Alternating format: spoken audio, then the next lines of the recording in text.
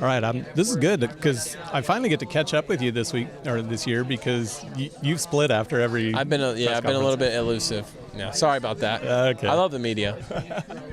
We'll talk about the race tonight. You've won races in all kinds of conditions now this year. The race was. It was hectic, but it wasn't hectic for me, I guess. The whole day itself was hectic. Of course, when you have a tight points chase, and then you throw a wrench in the program, like just full-on rain all day long, and the different schedule. I really wanted to carry some momentum in for my win last weekend, and I really wanted to come out and do my best to make a statement here tonight. And I was really just all fell on the start. I made a decision to go to a paddle tire right before the main. It would probably be worse on track, I thought to myself, because it was kind of a little bit slicker than it was deep. But I just needed to get the start, and I really wanted that. I felt like if I got the start, I'd be good. So made that decision with the team, and worked out great. So, I was just super happy to get it done. Especially it's super stressful out there, all day long. You're like, what if this happens? What if that happens? And to be able to kind of just put that, stress out of the mind and go out there and just do the best that I could, and it's good enough for a win.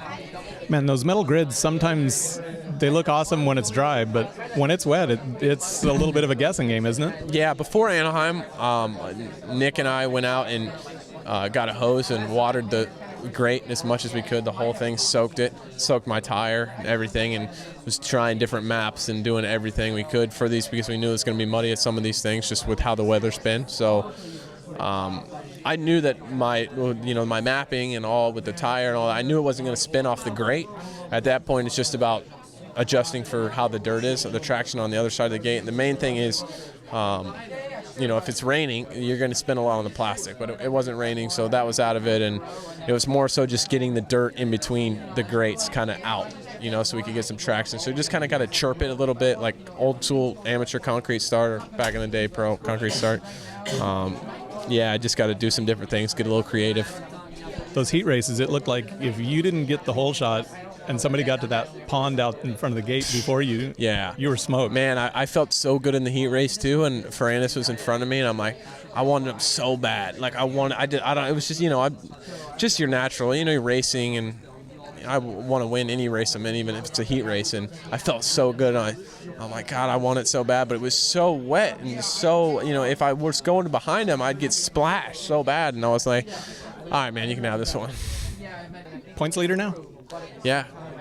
Talk about that. And the PC one too. Yeah, it feels great to PC 1-2 for one. Coming through the whoops on the last, or the maybe 3 laps ago, I saw Garrett with his in the whoops, and I saw him with his goggles off, and I was like, can he really be in second? And then I came by the next lap, and I made a point right before the finish line when I was going through the whoops of looking to my left again, and Garrett was in the same spot, so clearly he had good pace. And then, so that lap, I went over the wall and went by the mechanics area, turned right, and I looked up at the thing, and it said Marchbanks in second, 2 green things. And I'm like, no way, man, that's awesome.